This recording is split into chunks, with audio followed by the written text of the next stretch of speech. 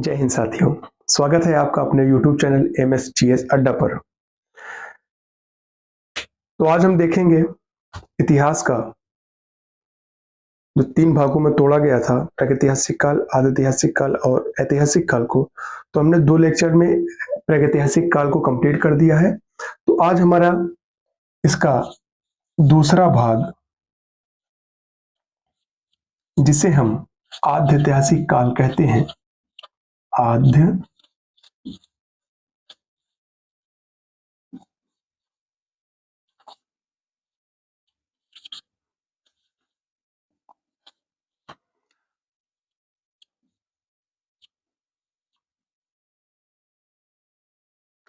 आज हम लोग आद्यऐतिहासिक काल के बारे में पढ़ेंगे। तो आद्यऐतिहासिक काल ही में सिंधु सभ्यता, सिंधु सभ्यता या हड़प्पा सभ्यता, मतलब एक ऐसी सभ्यता जिसकी लिपि अभी तक, इसकी लेखन कला अभी तक पढ़ी नहीं जा सकी है, इसीलिए इसको आद्यऐतिहासिक काल कहा गया। आद्यऐतिहासिक काल का मतलब ही होता है कि अधूरा काल।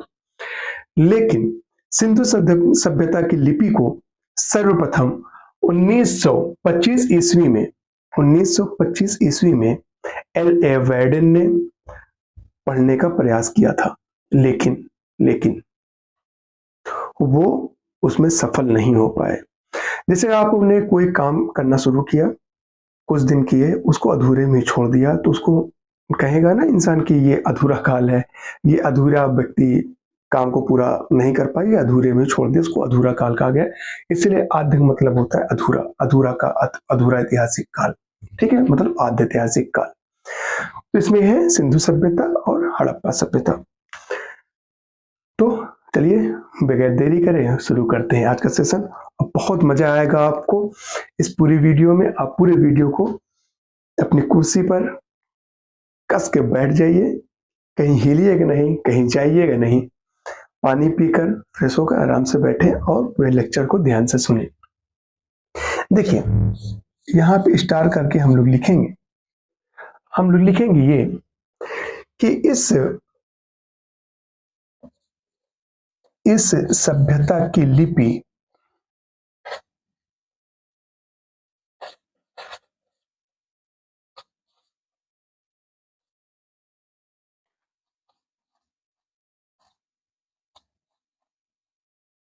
सर्वप्रथम पढ़ने का प्रयास 1925 ईस्वी में L.A. वैडेन ने L.A. वैडेल ने की थी।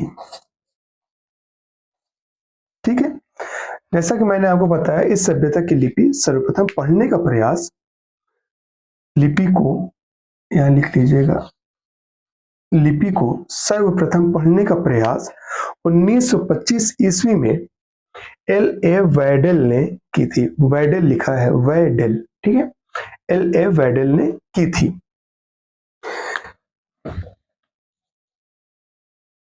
लिखे आगे, सिंधु सभ्यता को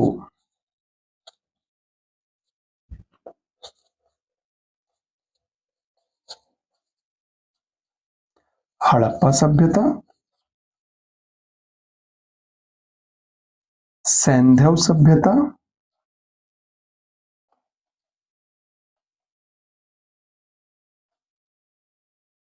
एवं कांस्ययुगीन सभ्यता भी कहा जाता है। क्या लिखा हमने? सिंधु सभ्यता को हड़प्पा सभ्यता, सैंधव सभ्यता एवं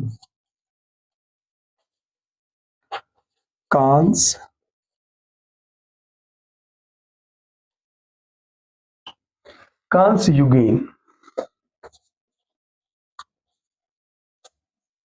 सभ्यता भी कहा जाता है। अब देखिए, आप लोगों के दिमाग में एक बात ये क्लिक की होगी, आखिर में सिंधु सभ्यता को सिंधु सभ्यता ही क्यों कहा गया, हड़प्पा सभ्यता को हड़प्पा सभ्यता क्यों कहा गया। ठीक है, कांस्य युगीन सभ्यता की कांस्य की मूर्ति मिली थी इसलिए उसका कहा गया। तो सिंधु सभ्यता सिंधु नदी के तट पे मिला था इसलिए इसको सिंधु सभ्यता कहा गया। और हड़प्पा सभ्यता, हड़प्पा पाकिस्तान में एक जगह है ऐसा हड़प्पा के नाम से, तो वहां पे इसकी खुदाई हुई थी जिसकी वजह से इसको हड़प्पा सभ्यता का नाम दिया गया। तो हम पूरी बातें पढ़ेंगे, आप लोग ये मत सोचिएगा कि मैं यूं ही बता देता हूँ खत्म हो जाएगी, ऐसा कुछ नहीं है। मैं बताता हूँ ताकि उसके बाद में लिखा सकूं, आप लोगों को याद कर दो, क्योंकि मैंने पहले ही बोला था और हमेशा बोलूंगा ये चीज कि पढ़ाऊंगा ऐसा कि भूल जाओगे, इसीलिए पहले बताऊंगा, दूसरी बात फिर मैं आप लोगों को दिखाऊंगा। तो देखो अब यहां से बात आती है, तो हम लोग यहां से लिखेंगे थोड़ा स्टार करके कि रेडियो कार्बन, लिखिए रेडियो कार्बन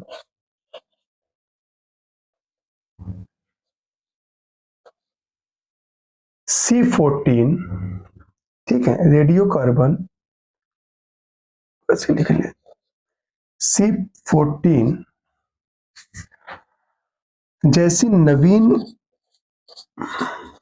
C14 जैसी नवीन विश्लेषण पद्धति के, नवीन विश्लेषण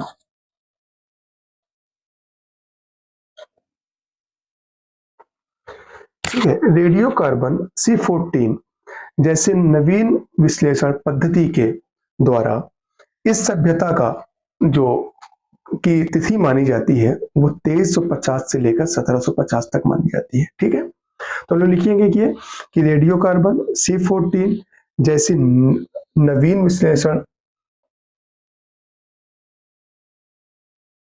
पद्धति के द्वारा, क्या लिखा, पद्धति के द्वारा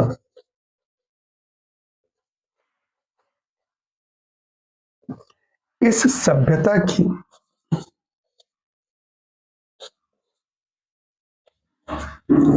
तिथि 2350 से 1750 तथा एनसीईआरटी द्वारा 2500 से 1750 मानी जाती है।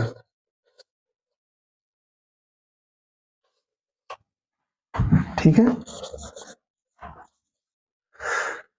तो मेरे ख्याल से ये बात आप लोगों को समझ में आ गई होगी, ये कि रेडियो कार्बन C14 जैसी विश्लेषण पद्धति के द्वारा इस सभ्यता की तिथि 2500 से 2350 से लेकर 1750 तथा एनसीईआरटी के द्वारा 2500 से 1750 मानी जाती है। क्वेश्चन में जब कभी एग्जाम में आए तो ज्यादातर आप इसी को लगाइएगा, 2500 से लेकर 1750 तक मानी जाती है। ठीक है, चलिए आगे हम लोग देखेंगे, बिना देरी करे आप लोगों को मैं देखिए, मैं पूरी कोशिश करूंगा कि मैं जो भी चीज पढ़ाऊं वो आप लोगों को पूरी तरीके से याद हो जाए। अब हम ये देखेंगे, जैसे मैंने बोला ना कि सिंधु सभ्यता का नाम क्यों पड़ा, तो उसके बारे में अब हम लोग लिखना शुरू करेंगे। चलिए लिखते हैं कि यह सभ्यता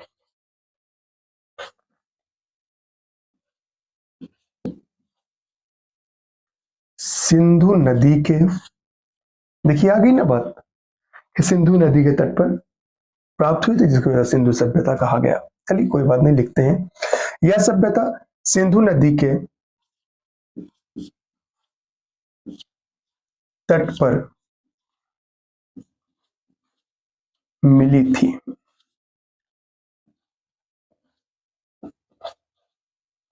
इसीलिए इसे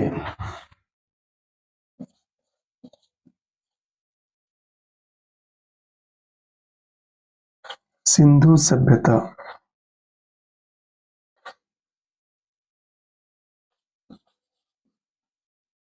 कहा जाता है। ठीक है, इसको किस लिए सिंधु सभ्यता कहा जाता है? क्योंकि यह सिंधु नदी के तट पर मिली थी, इसलिए इसे सिंधु सभ्यता कहा जाता है। फिर आगे लिखेंगे तथा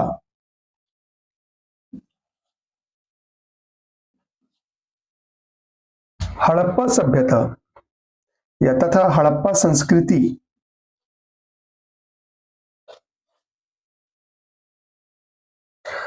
इसलिए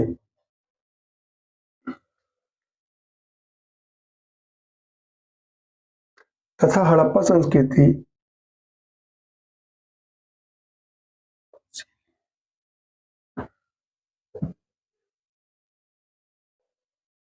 इसीलिए इसका नाम पड़ा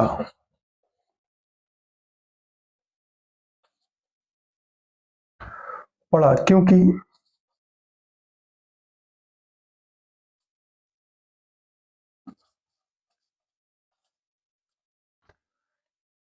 इसकी जानकारी,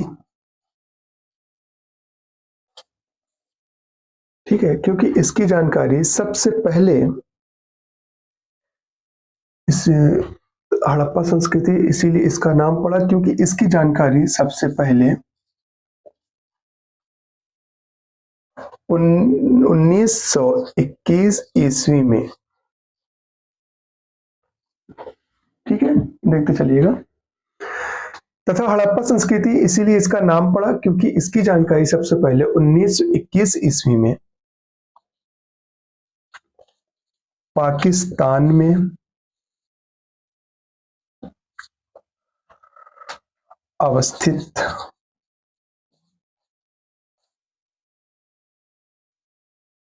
देखिए आ गई ना बात कि पाकिस्तान में अवस्थित हड़प्पा नामक स्थल था जहां से इसका नाम, इसकी खुदाई हुई तो पता चला था। तो अवस्थित हड़प्पा नामक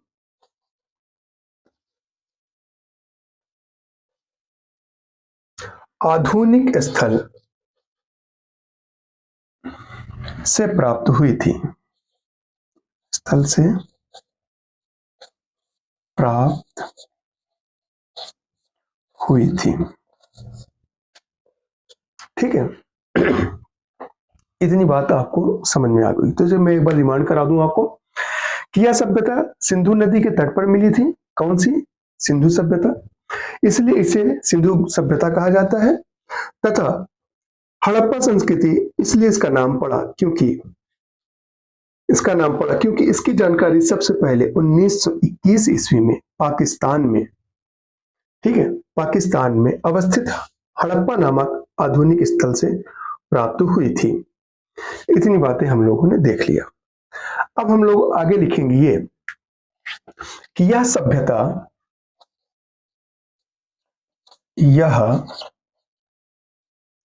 सभ्यता विश्व की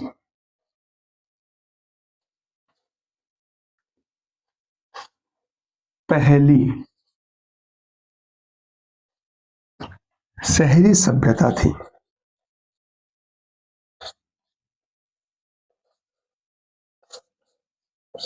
ठीक है,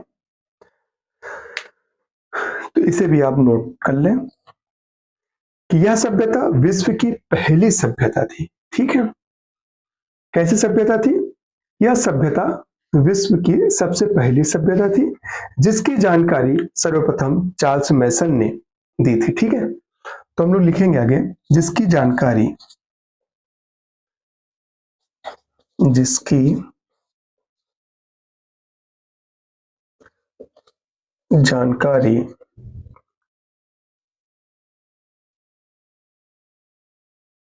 सर्वप्रथम चार्ल्स मैसन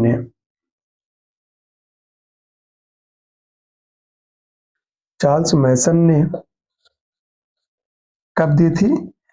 तो वो 1826 ईस्वी में, ठीक है, 1826 ईस्वी में दी। असल में हुआ वहां पे ये था कि पाकिस्तान में जो हड़प्पा नामक स्थल है वहां पे खुदाई का काम चल रहा था और तो इनको चार्ल्स मैसन को वहां पे कुछ ईंटें मतलब रेल की पटरियां बिछाई गई तो ईंटों का साक्ष्य मिला तो उनको ये लगा कि यहाँ पे कुछ तो है, लेकिन उन्होंने बहुत ज्यादा इंटरेस्ट नहीं लिया, बहुत ज्यादा उनको दिलचस्पी नहीं हुई इसमें कि हम उनकी खुदाई करें, पता करें कि यहाँ पे आखिर में है क्या चीज। तो वो सिर्फ जानकारी दी कि यहाँ पे कुछ तो है और वो वहां से हटके चले गए। तो इसीलिए इन्हें सबसे सर्वप्रथम चार्ल्स मैसन ने 1826 में इनकी जानकारी देने के लिए कहा जाता है कि सबसे पहली जानकारी चार्ल्स मैसन ने दी थी। वो भी कब दी थी? 1826 ईस्वी में। ठीक है, तो सिंधु सभ्यता विश्व की सबसे पहली शहरी सभ्यता थी, ये मैंने आपको बता दिया। अब आगे हम लोग देखेंगे, अब देखेंगे हम लोग कि भारतीय पुरातत्व विभाग के महानिदेशक क्या देखेंगे? भारतीय, भाई चार्ल्स मैसन ने तो जानकारी दे दी कि वहां पे कुछ है, तो वहां की खुदाई भी तो कोई किसी ने किया होगा, तो उसी बारे में आप हम लोग पढ़ेंगे कि भारतीय पुरातत्व भारतीय पुरातत्व विभाग के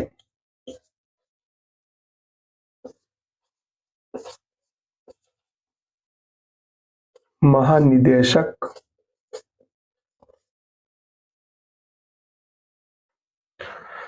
sir John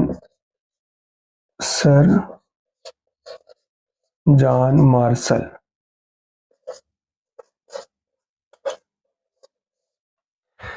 sir John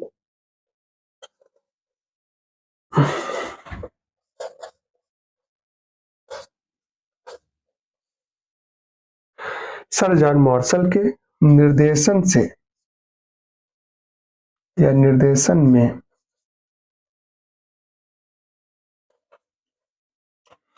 Dayaram Sahni, जिसका इनका पूरा नाम है राय बहादुर दयाराम साहनी, निर्देशन में राय बहादुर दयाराम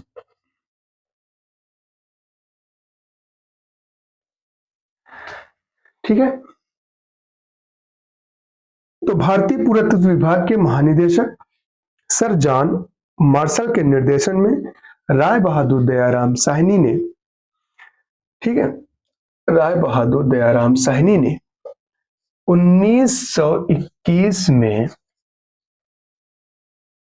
हड़प्पा की एवं 1922 में रखालदास बनर्जी ने मोहनजोदड़ो की खोज की या खुदाई की। तो 1922 में रखालदास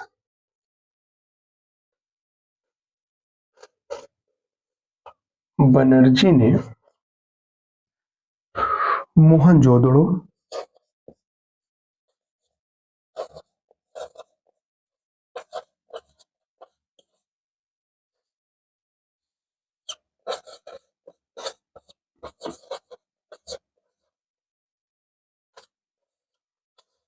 की खुदाई की। तो यहां तक आपने देख लिया। तो हमने क्या बताया आपको? हमने आपको यह बताया कि यह सभ्यता सिंधु घाटी के तट पर मिली थी, इसलिए इसे सिंधु सभ्यता कहा जाता है, और तथा हड़प्पा संस्कृति इसलिए इसका नाम पड़ा क्योंकि इसे पाकिस्तान में हड़प्पा नामक आधुनिक स्थल से प्राप्त हुई थी। फिर हम लोगों ने देखा यह सभ्यता विश्व की पहली शहरी सभ्यता थी और जिसकी जानकारी हमें सर्वप्रथम चार्ल्स मैसन ने 1826 ईस्वी में दी थी। फिर आगे चल के भारतीय पुरातत्व विभाग के महानिदेशक के निर्देशन में राय बहादुर दयाराम साहनी ने 1921 ईस्वी में हड़प्पा सभ्यता की खुदाई की तथा 1922 ईस्वी में रखालदास बनर्जी ने मोहनजोदड़ो की खुदाई की। यहां तक हम लोगों ने देख लिया। मेरे ख्याल से आपको ये बात समझ में आ गई होगी। तो चलते हैं, अब आगे देखते हैं।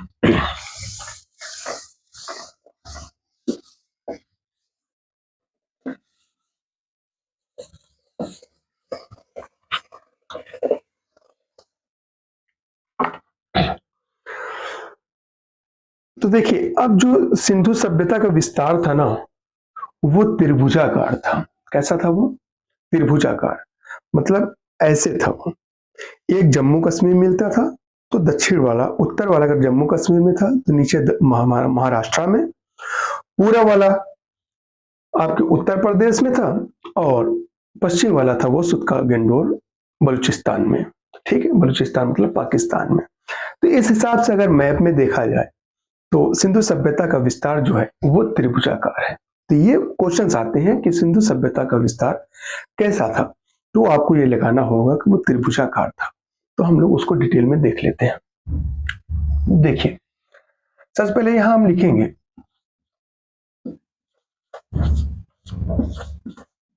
सिंधु सभ्यता का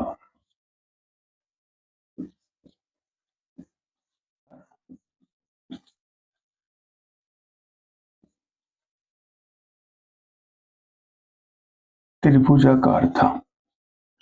चलिए आइए देखते हैं। तो ये हुआ आपका उत्तर दिशा, उत्तर। ठीक है, ये हुआ आपका दक्षिण। तो इन दोनों को मिला दिया, और ये दिशा आपकी हो गई पूर्व, और ये दिशा आपकी हो गई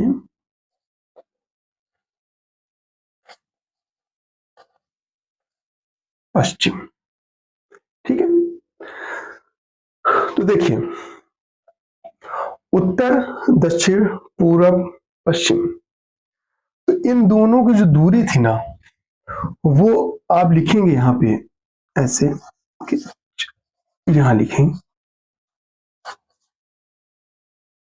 1400 किलोमीटर। मतलब उत्तर और दक्षिण की दूरी कितनी थी? 1400 किलोमीटर।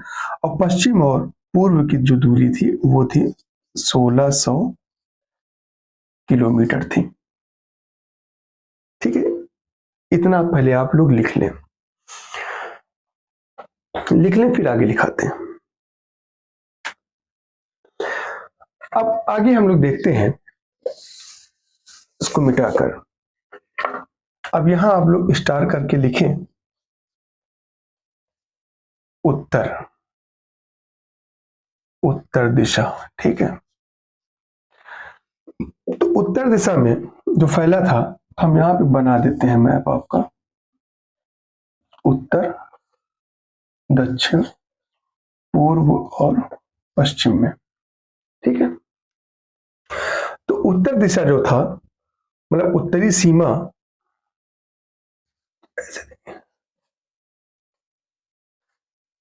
ऐसे लिखे, उत्तरी सीमा जो था वो मांडा, जो जम्मू कश्मीर, ठीक है,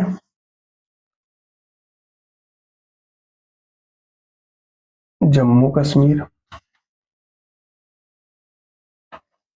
चिनाब नदी के किनारे और अखनूर जिला में स्थित है। कहां? तो चिनाब नदी, अखनूर जिला।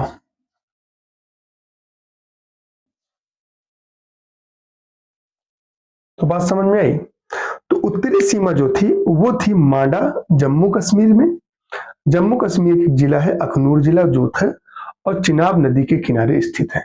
कहा? मांडा, जो सिंधु सभ्यता का सीमा लगाता है वो उत्तरी सीमा में। ठीक है, अब इसकी दक्षिणी सीमा,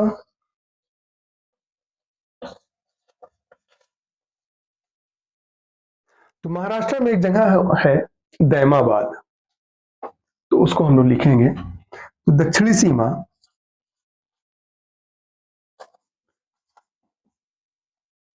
दैमाबाद, ब्रैकेट में महाराष्ट्र। दक्षिणी सीमा कहाँ स्थित है? दैमाबाद, महाराष्ट्र, नर्मदा नदी के किनारे, नर्मदा नदी जो अहमदाबाद जिला में स्थित है, अहमदाबाद जिला। ठीक है, ये बातें आपको याद रखनी है। क्या याद रखनी है? याद ये रखनी कि उत्तरी सीमा माडा जम्मू कश्मीर, चिनाब नदी अखनूर जिला में स्थित है। तो दक्षिणी सीमा जो दैमाबाद महाराष्ट्र में है, अहमदाबाद जिला में, और नर्मदा नदी के किनारे स्थित है। ठीक है, अब हम लोग देखेंगे आगे इसकी पूर्वी सीमा। तो हम लोग पूर्वी सीमा इसकी देखेंगे, जो आलमगीरपुर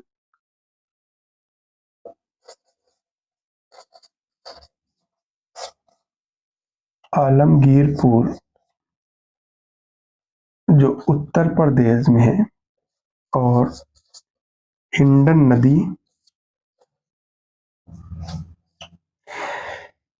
नदी के किनारे स्थित है, जो मेरठ जिला में पड़ता है। ठीक है, हाँ, तो क्या लिखे हैं यहाँ पे? मेरठ जिला।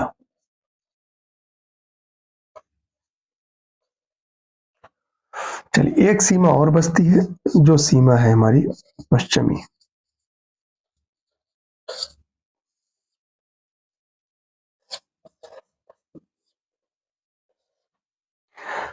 पश्चिमी सीमा। अब पश्चिमी सीमा हमारा जो है वो है सुतका गेंडोर दास्क नदी, जो बलूचिस्तान में स्थित है। तो उसको हम लोग देखेंगे। तो पश्चिमी सीमा सुतका गेंडोर दास्क नदी किनारे कहाँ पे है? बलूचिस्तान में। तो यह है सुतका गेंडोर, कहाँ है? बलूचिस्तान में।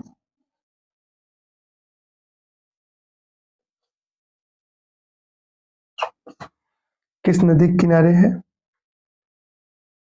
तो दास्क नदी के किनारे है, ये चीज आप जान लें।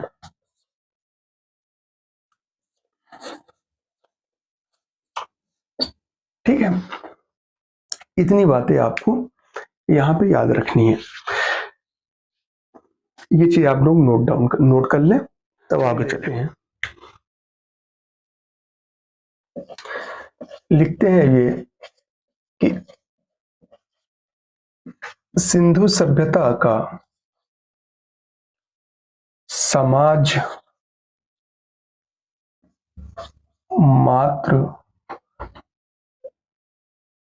मात्र सत्तात्मक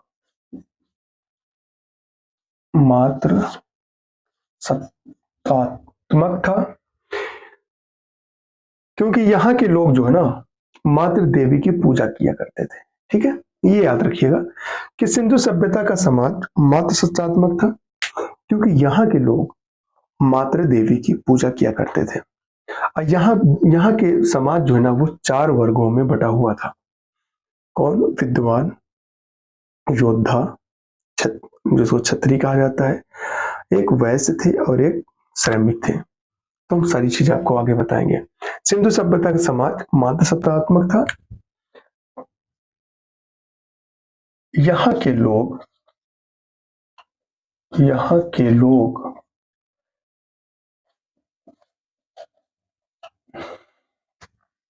मातृ देवी की, ठीक है, लिखेंगे मातृ देवी की पूजा करते थे, तथा समाज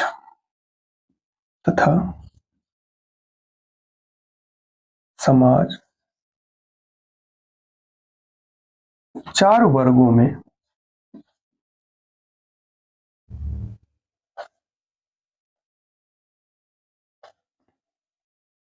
बटा था। ठीक है, कितने वर्गों में बटा था? 4 वर्गों में। तो पहला वर्ग क्या था? जिसको हम लोग विद्वान कहते थे, जैसे ब्राह्मण। दूसरा वर्ग जो था हमारा वो था योद्धा। तीसरा वर्ग जो हमारा था, यहां लिख लें, तीसरा वर्ग जो था वो हमारा था वैश्य, जिसको हम लोग व्यापारी एवं शिल्पी कहा करते थे। ठीक है, वैश्य। तो क्या था? व्यापारी एवं शिल्पी।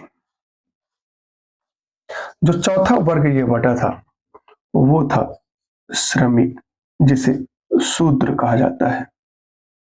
ठीक है, श्रमिक।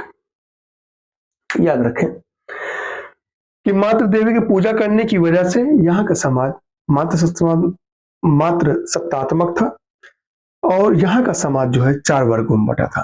पहला विद्वान जो ब्राह्मण होते थे, दूसरा योद्धा क्षत्रिय होते थे, तीसरा जो बटा था उसको हम लोग वैसे कहते थे, व्यापारी शिल्पी जो किसानी किया करते थे, चौथा जो समाज था वो श्रमिक था, जिसे हम लोग शूद्र जो चमड़े वगैरह का काम किया करते थे, शूद्र। ठीक है, अब आगे हम लोग आगे देखते हैं।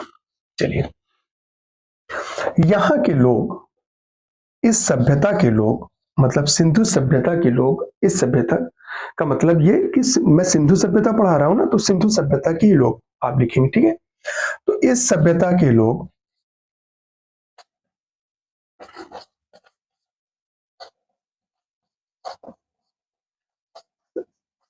शाकाहारी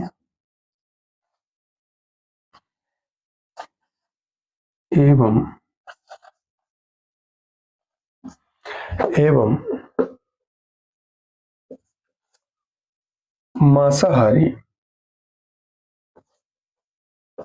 दोनों प्रकार के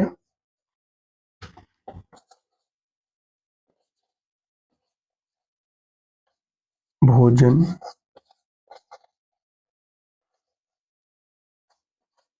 किया करते थे। ठीक है, ये चीजें नोट करें। और पूछा जाए कि शाकाहारी में कौन सा भोजन करते थे, तो मांसाहारी में क्या क्या खाया करते थे, तो मैं आपको बता दूं, शाकाहारी में जैसे गेहूं, जौ, मटर, तिल, सरसों आदि का ये लोग, खजूर हुआ, सरसों हुआ, तरबूज हुआ, इन सब चीजों का ये लोग वो भोजन किया करते थे शाकाहारी में। मांसाहारी में गाय, सुअर, बकरी, इन चीजों का ये लोग इस्तेमाल किया करते थे मांसाहारी में। तो हम लोग लिख लेंगे कि ऐसे नोट करके लिखें कि पहला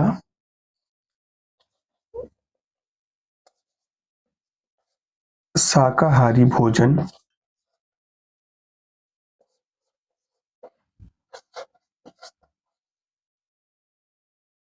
गेहूं, जौ, मटर, सरसों,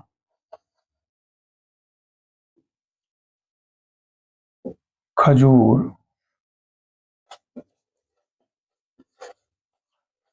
तरबूज आदि का इस्तेमाल करते थे। ठीक है, दूसरा हम लोग लिखेंगे मांसाहारी के बारे में।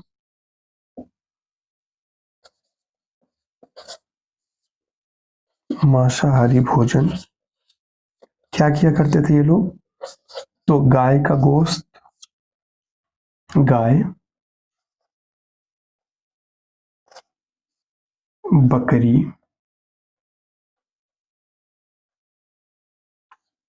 सुअर आदि। तो ये बात आपको समझ में आ गई होगी कि सिंधु सभ्यता के लोग शाकाहारी भोजन में गेहूं, जौ, मटर, सरसों, खजूर आदि, तरबूज आदि का इस्तेमाल करते थे, और शाकाहारी भोजन में गाय, बकरी, सुअर आदि का मांस खाया करते थे। तो अब आगे चलते हैं कि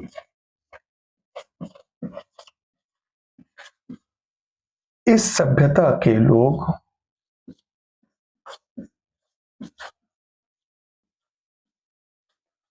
मृतकों को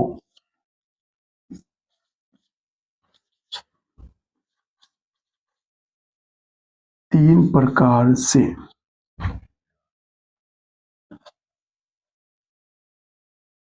अंतिम संस्कार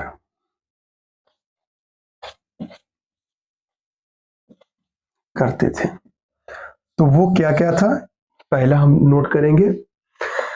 तो पहला क्या था, पूर्ण शवदाह, शवदान, ठीक है। दूसरा जो था वो था आंशिक शवाधान, आंशिक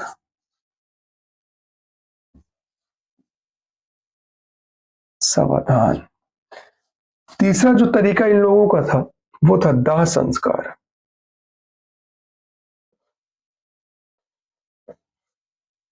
दाह संस्कार। देखिए इनमें से तो ये तो अभी भी बचा है और ये अभी बचा है।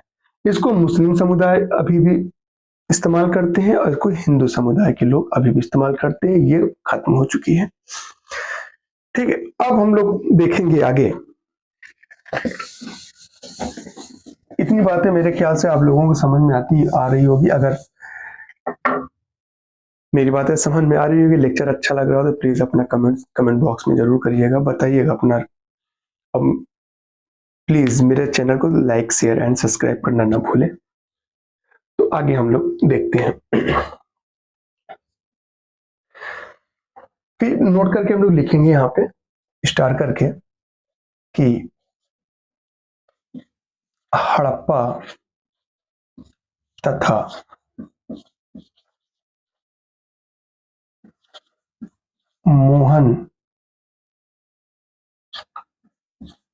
मोहनजोदड़ो में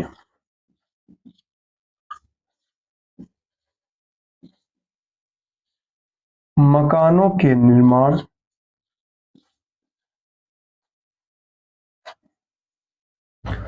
के लिए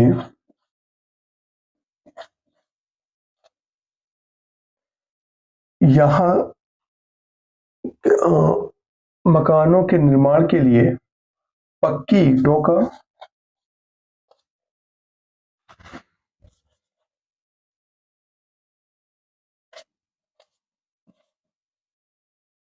ईंटों का प्रयोग हुआ है,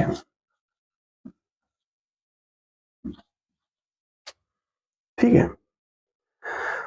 तो हम लोगों ने देखा क्या, हड़प्पा तथा मोहनजोदड़ो में मकानों के निर्माण के लिए पक्की ईंटों का इस्तेमाल किया गया है, का प्रयोग हुआ है। दूसरी चीज देखेंगे, लिखते चलेंगे हम लोग कि यहाँ के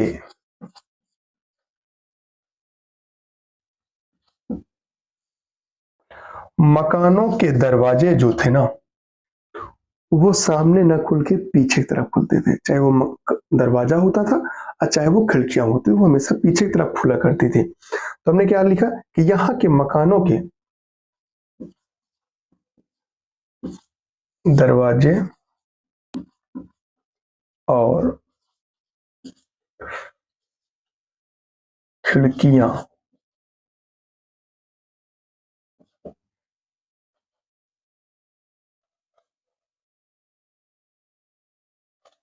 सड़क की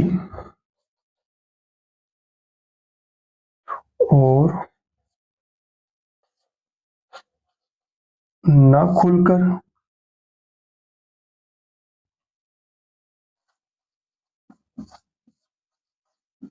पीछे की ओर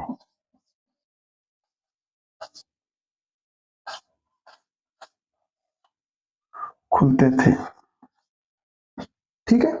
ये बात जरूर याद रखिएगा कि हड़प्पा तथा मोहनजोदड़ो में मकानों के निर्माण के लिए पक्की ईंटों का प्रयोग किया गया है और यहाँ के मकान के दरवाजे जो है वो और खिड़कियां सड़क की ओर न खुलकर वो पीछे की ओर खुला करते थे। चलिए और आगे लिखते हैं हम लोग। लिखते हैं कि यहाँ के जो है ना, यहाँ के भवन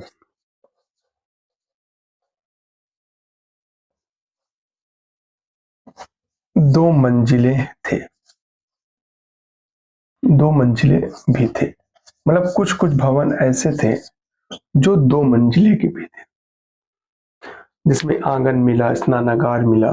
तो सारी चीजें हम हड़प्पा सभ्यता भी, इसके बाद फिर हम स्पेशल मोहनजोदड़ो, लोथल, कालीबंगा सारी चीजें पढ़ाएंगे तो उसमें सब पता चल जाएगा कहाँ से मिला स्नानागार, कहाँ से मिला अन्नागार, तो सारी चीजें हम आपको बता देंगे। अभी इतना लिखते चले। यहाँ के भवन 2 मंजिले भी थे। फिर आगे लिखें, स्टार कर ले, यहाँ पे लिखें कि सर्वाधिक चौड़ी सड़क, सर्वाधिक चौड़ी सड़क मोहनजोदड़ो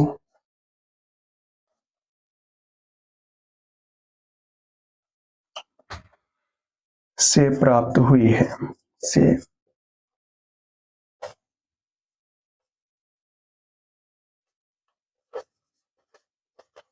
हुई है, जिसकी चौड़ाई,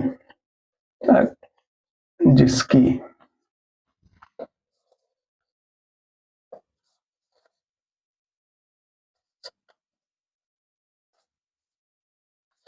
दस मीटर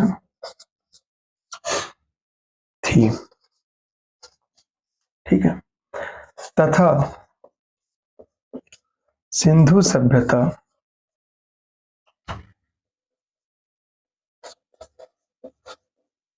सभ्यता से ढकी हुई नालियां भी मिली हैं। कहां से मिली है? तथा सिंधु सभ्यता से ढकी हुई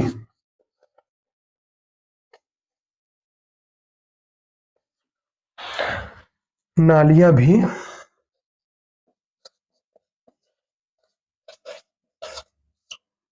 मिली हैं। तो क्या देखा हम लोगों ने कि सबसे चौड़ी सड़क कहां से मिली? तो मोहनजोदड़ो से मिली थी। उसकी चौड़ाई कितनी थी? 10 मीटर थी। और ढकी हुई नालियों का साक्ष्य हमें जो मिला है वो सिंधु सभ्यता से मिला है। तो हड़प्पा तथा मोहनजोदड़ो में मकानों के निर्माण के लिए हमें पक्की ईंटों का साक्ष्य मिला। और इसके यहाँ के दरवाजे जो है, सिंधु सभ्यता के दरवाजे जो है, सामने न खुलकर, दरवाजे खिड़की सामने न खुलकर, वो पीछे की ओर जो खुलते थे। और यहाँ के भवन 2 मंजिले भी थे। कुछ भवनें थे जो 2 मंजिले भी थे। ठीक है। तो कैसा लगा आज का सेशन? उम्मीद करता हूँ आप लोगों को पसंद आया होगा। पसंद आया है तो प्लीज मेरे चैनल को सब्सक्राइब करें और कमेंट्स बॉक्स में कमेंट करना न भूलें। पहली वीडियो, दूसरी वीडियो में मुझे बहुत सारा प्यार मिला। उम्मीद करता हूँ इस वीडियो भी को आप लोग पसंद करेंगे और कमेंट्स बॉक्स में कमेंट्स करेंगे, बताएंगे कि आपको वीडियो कैसी लगी। तो आज के लिए बस इतना ही।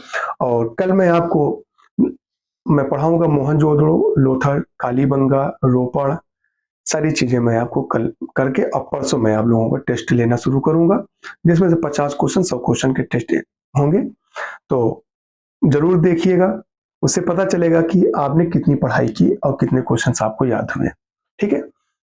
जय हिंद।